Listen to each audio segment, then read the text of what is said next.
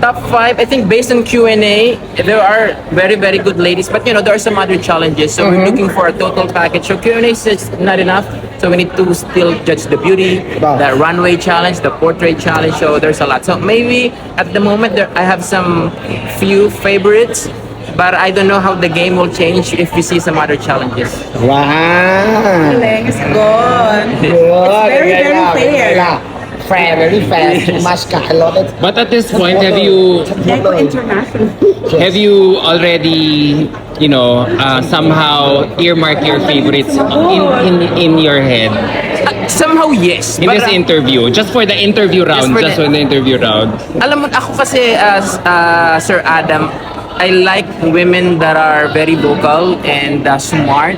And this is just one part of pageantry naman eh. Alam mo naman natin sa beauty pageant, dapat ikaw ay well-rounded as a beauty queen. So hindi lang Q&A ang importante. Siyempre performance, beauty, and then your advocacy and the story that you would like to share. Kasi siyempre diba yung MGI All-Star is a very, very beautiful platform and maganda na meron kang mga taong makaka-relate sa yung storya and those are the people na talagang masasabi mo na may influensyahan mo for the better. So yun.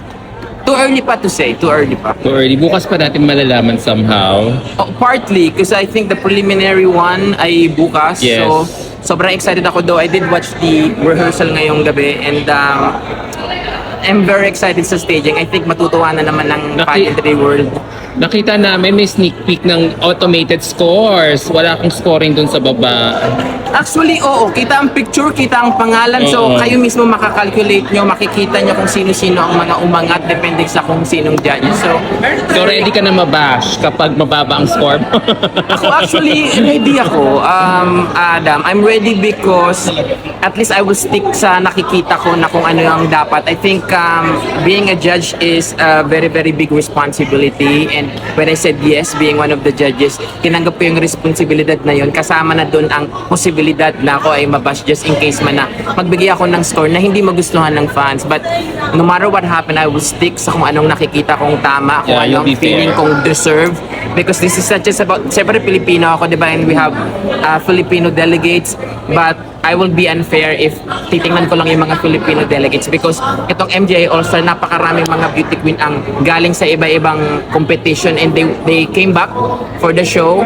And syempre kailangan maging fair tayo sa judging because alam niyo naman ang nangyari kapag hindi fair, diba, hindi siya tinatanggap ng magna and we don't want that to happen dito sa MGI All-Stars. Yes.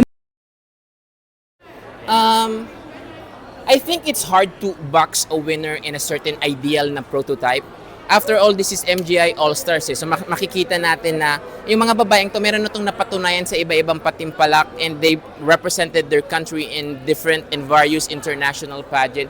So ako at the moment, medyo mas excited akong makita on how they will change the game.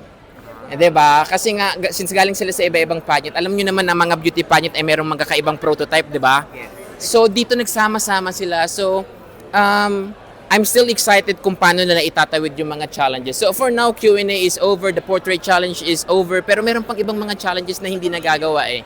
And feeling ko mas magkakaroon ako ng mas malinaw na sagot kung sino nga ba ang nag-shine sa bawat iba-ibang round for us to know siya ang mas deserving na manalo. And syempre mas exciting yan sa susunod na edition kasi nga 'di ba yung MGI All-Star, kailangan mo i-defend ang iyong title ng 3 beses. So, dapat ang taas ng standard. This is the very first. And whoever wins, siya talaga magsiset ng standard na dapat mataas yung standard. So, talagang siniseryoso ko yung mga challenges na starting kanina, na portrait challenge tas kanina. And yun. Sir Jojo, since na-corner ka na namin, ang dami kong gustong tanungin sa'yo. So, bahala ka na kung lalaroin mo ako o hindi. Pero mag-hello lang ako, Sir Jojo. Nice to meet you. Of course, good to see you. I know you. I really, sir. You know me. Ano ka ba? Nag-uusap tayo sa TikTok. Usap tayo, Sir, more ah. Oo, ano ka ba? Sige, sir. I'm looking forward. Excited. Let's collab, sir. Oo. Nag-usap naman tayo eh. Sige, sir. Natakot ako sa pa-disclaimer ni Sir Adam. Hindi kasi since na-corner ka na namin and Hindi ako mapapahamak dyan, ha? Hindi, laruin mo nga kami. No, hindi kasi you're a judge and there are 5 Filipinas. Alam mo, like ko sinasabi sa mga followers ko na possible na kayang pumasok yung 5 Filipinas sa top 18. Anything is possible and even all the way to top 5. Bahala na, kayang-kaya. Alam mo, yung Filipina power talaga, yung naiisip ko na, teka nga, wag na nga lang, parang sineset up ko siya. Kasi yung question mo, Your Honor. Okay lang. Ayoko mababash, ayoko, like, wag na. Like, Okay. Sir Jojo, kahapon nakita namin si Emma Tiglao Si dito. Emma, Emma is here na. Tapos, I know meron kasing kahapon kasi sabi ng mga fellow pageant media pressers kung magkaka-press con daw about MGI Philippines dito. Is it true? MGI Philippines, presscon here in Thailand. Oo, kasi may announce daw, ganyan. Parang si Emma, kinorner namin kapon nung dumating. Ano sabi ni Emma? Tinanong siya ni Philippine Pageantry. Sabi niya, Okay. ikaw na ba ang magiging national director? Tapos parang, Walang confirmation. walang confirmation din ni Nay. So parang, na-corner ka namin ngayon. Wala akong alam na napag-uusapang presscon because ngayon, everyday, ang usapan namin nila Papanawat is all about MGI All-Stars. So, up until now, syempre excited kami. We talk about the girls, with other judges kanina, sino nag-stand out for you. So, talking about MGI Philippines, wala namang napag-uusapan. And, syempre, ikaw, close ka kay Papanawat, alam mo yan. So, kung meron mang presscon na mangyayari for MGI Philippines, I think ang isang Adam Hinato ang unang makakaalam, tama ba? Oo. Oo, so kung ibabalik ko sa iyo ang question, Sir Adam, meron ka bang narinig na merong from the MGI? May lips are sealed. Tumatawa ka. Di ba? So, I think isa ka sa mga una makakaalam. Yun. Pero sir, sige, may iba na lang tayo. Nakikita ko yung happiness mo kanina in the judging panel kanina. Grabe yung tanong mo kay Imelda, what's the tea? Pero,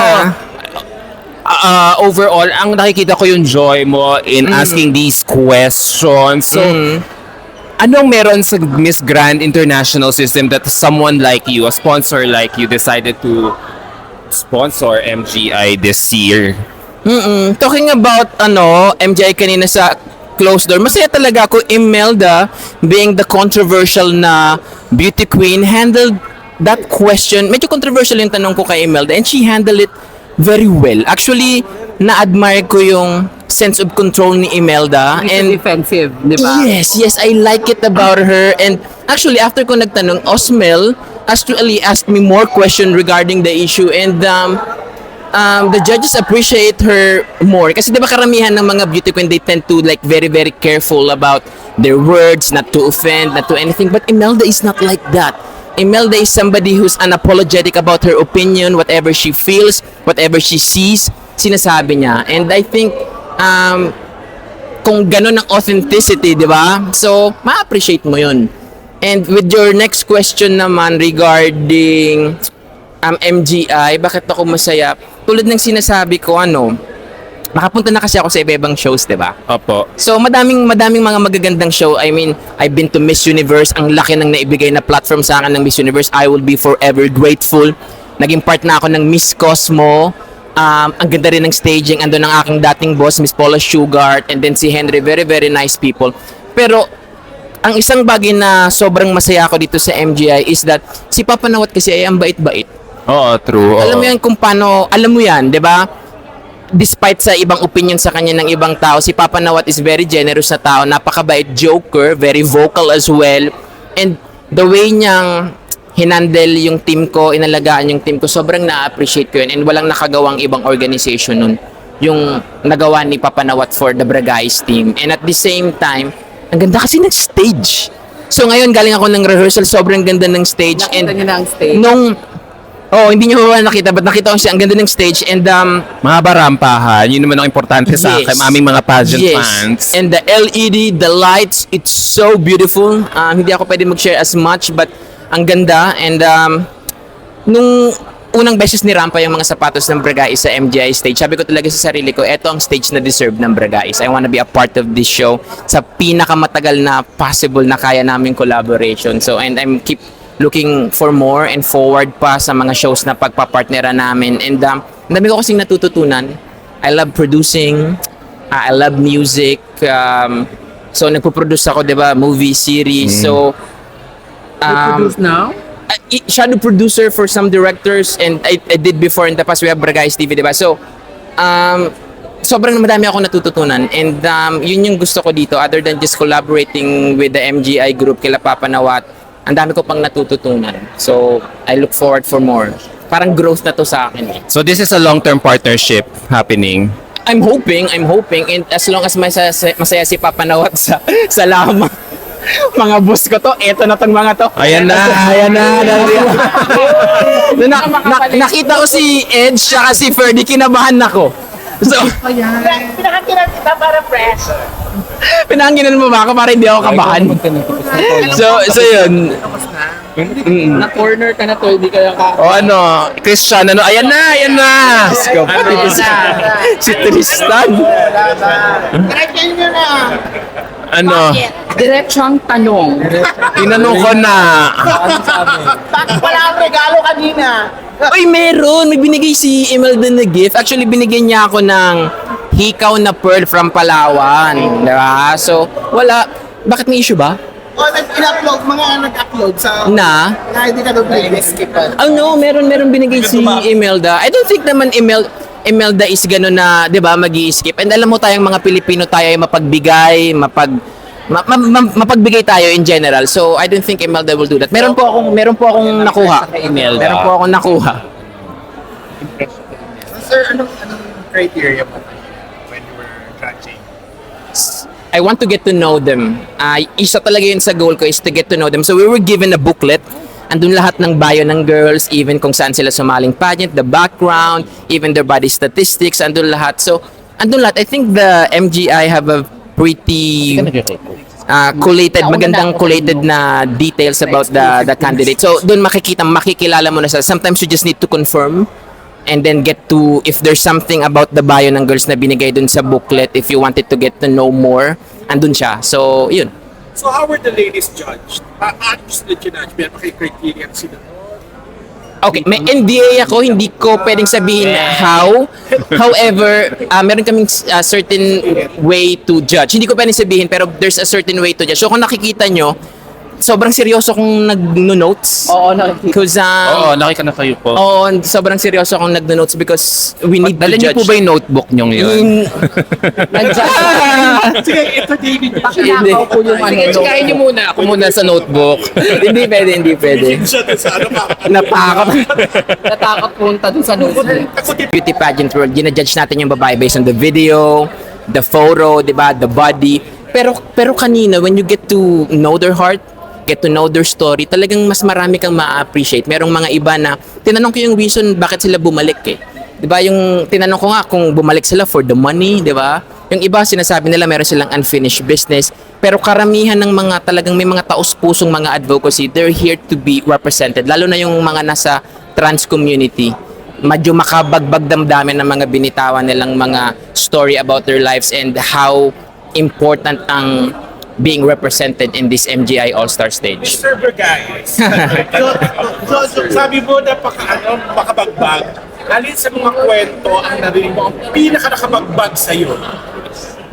Kwento, Oo, yun gano'n. So, Yung naiyak ka, na-move ka. ang pinaka-nakabagbag Sa- emotionally charged. kasi nakita nyo naman, di ba, si Kaylin ay medyo naging emotional. Fuchsia, Gazini, hinagpang, I don't know kung kita sa hinagpangan ni Omar si Gazini, di ba? Parang tumagos talaga. But other than the Filipino delegate, I think si Miss USA, I like her story of hard work and kung paano niya nilaban yung career niya and then the story ng family, paano sila napunta sa US. So, yung mga ganong istorya. And yung iba naman na, parang pakiramdam nila merong unfinished business. Iba pala talaga yung pakiramdam na, alam mo sa sarili mo, parang meron kang multo, meron kang gustong patunayan. And karamihan sa mga babae nag-share ng ganong story. So, tumatak yun sa akin because, you know, I'm also a dreamer and sometimes kapag hindi ko na-achieve yung dream ko, nakaka-relate ako sa ganong scenario. So, 'di ba? Lahat naman tayo siguro ay may mga multo maparating man sa pangarap or pag-ibig. So, 'di ba? We wanted to have an ending, a beautiful closure for that. So, Mr. Jojo. Jojo, of course, yung seatmate mo kanina si... Si Osmel. Osmel. Yes. Yeah, ang dami kasi nagkakaroon na fans kasi parang napansin ng mga fans na medyo mahina na or parang nakakapag-judge nakaka-judge pa ba? Oo, nakaka-judge pa ng tama. Ay, oo naman. Actually, madaldal siya. Nakakatawa. He can speak a little bit of English and then meron siyang interpreter.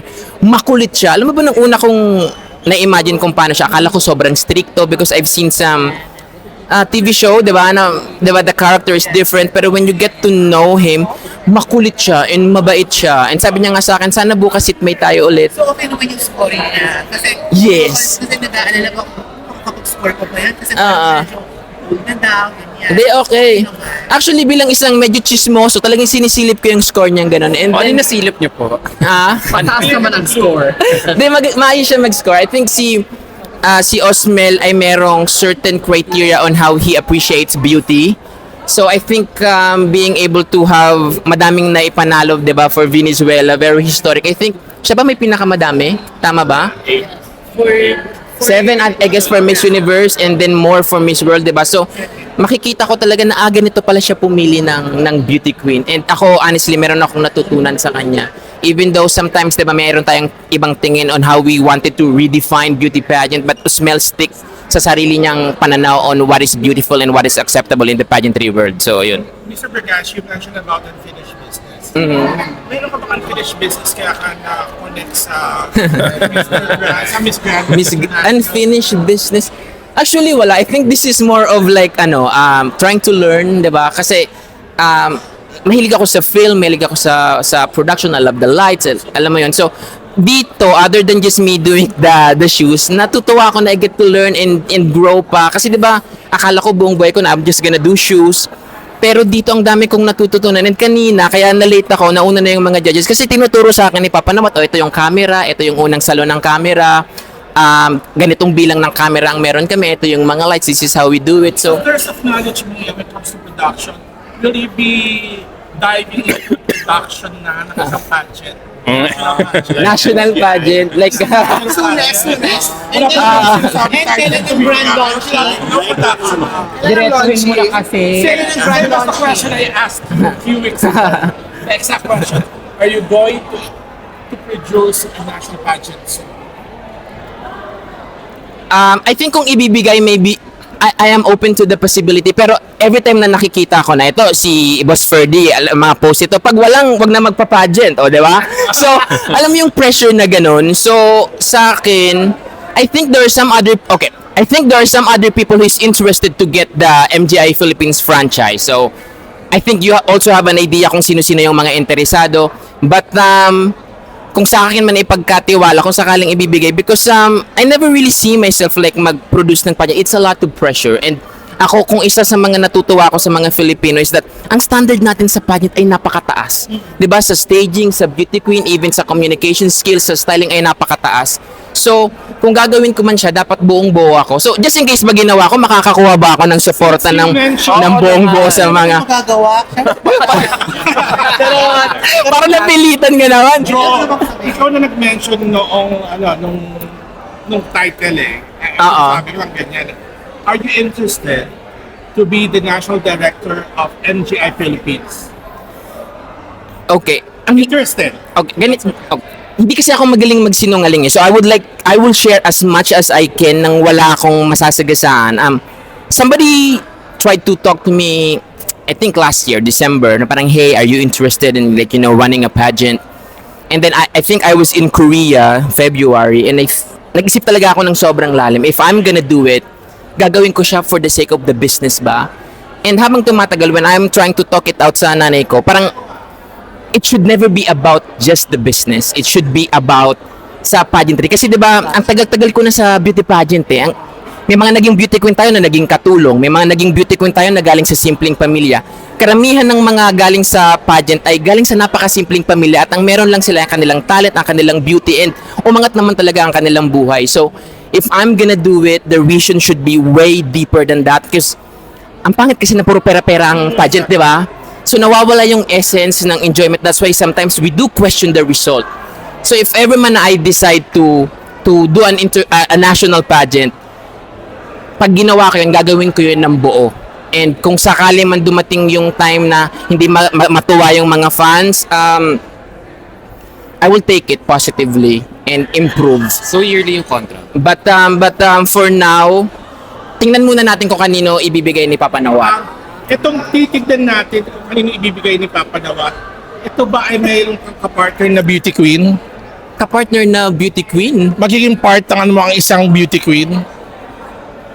Oo, hindi ko alam yan. I think nakita ko ata to sa vlog ng isang Adam Hinato sa YouTube na tinanong din nila to. I think kay Emma kung hindi na natin papaligoy. Ako yung nagtanong yun. Ikaw ba Ako yung nagtanong nun? nagtanong. Alam mo naman pag ako I've seen the nagtanong. interview.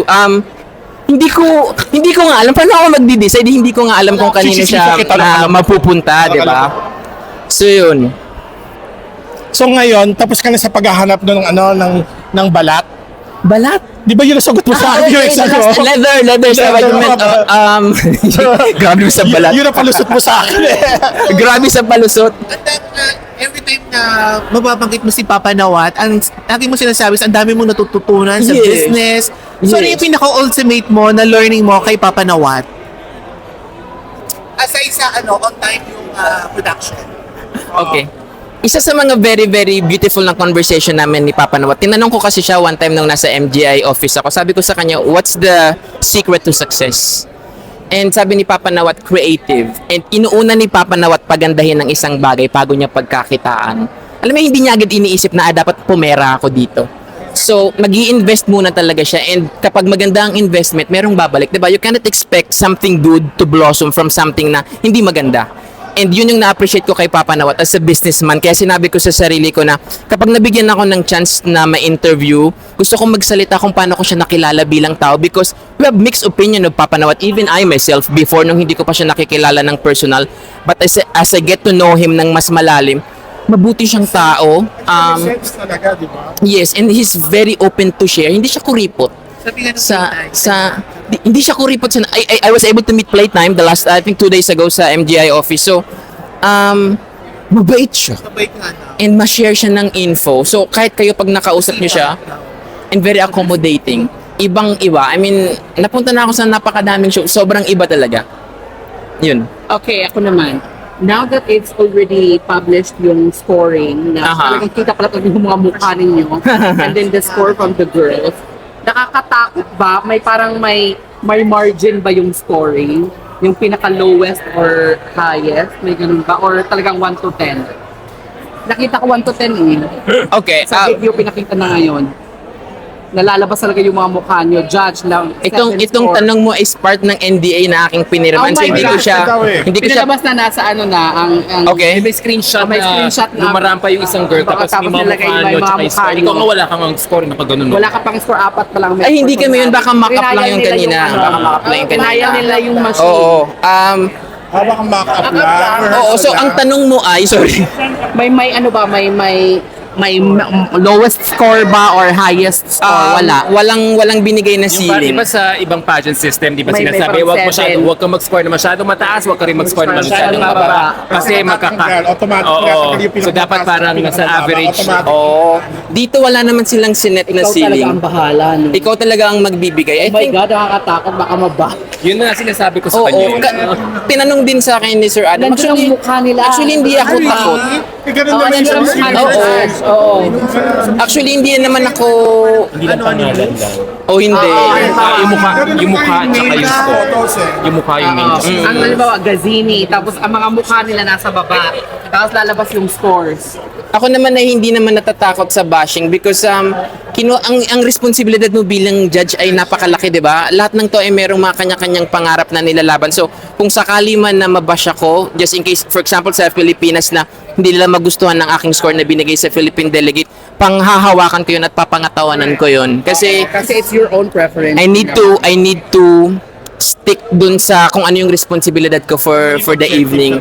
And para to sa lahat, I need to be fair for everybody. Yung scoring ba abot hanggang top 5, top 3 o Di ba sa ibang pageant system hanggang ano lang yan, di ba? Top Oo, 5. Ito parang hanggang Miss all the Universe. way hanggang... Oo, hindi ko lang kayang sagutin yan at the moment because Sige po, after sir, ako cornering ka namin after the finals. Wala ka makasuhan tayo sa NDA. So magkakaroon ba kayo ng joint press ko ni Papa Nawat dito sa Bangkok? O not joint press con. Yun yung tinatanong. Joint press Ah. May alam siya. Press con, wala naman akong alam na press con. At the moment, we're very busy with MGI All-Star. So, talking about presscon, wala akong maybe after the show kung sino man nanalong MGI All-Star, baka merong Kasi presscon. Joan dito na lahat, Oo, Pwede, hindi, oo. wala akong alam na presscon, walang nababanggit sa akin na presscon. Parang meron akong nabalitaan kasi. Ano lang yan? Chismis lang. Chismis Oo, lang. tama yan. Yan ang gusto ko talaga sa isang Ferdy Abeon. Chismis ka talaga. Invento ka ng cheese. Ay, Adam, ikaw ang nakancel na sa invento. Anyway, thank you for your time. Thank you. Last question. Apo. Pinagsabay ang trans women at saka women sa competition. Is it hard to judge na magkasama sila? I think it will be hard kapag tiningnan mo silang different. But you know, the way trans women identify themselves ay women. So, I look at them as women. So, hindi ako nahirapan because I think magiging mahirap lang siya if you try to make a separation or a label between what is the difference between a biological woman versus a trans woman. So, ako, wala na akong ganong tinitingnan. So, para sa akin, lahat sila babae. So, I'll just take it as it is. Pag naging pageant order ka na ba o national director, pwede na pumasok isang maglaban ang trans at saka biological women sa iyong magiging pageant mo. I think it depends kung anong klase ng pageant. Because as a national naman na pageant, I don't think naman na ikaw ang gagawa ng sarili mong rules. I think International pageant. yes, it will depend sa international show. Kung may mga documents naman na Oo. legally na babae, Oo. why not? Bilat naman yung passport niya. Oo. Magkantay ka. Thank you. Thank you po. Sa Adam mo. Adam mo.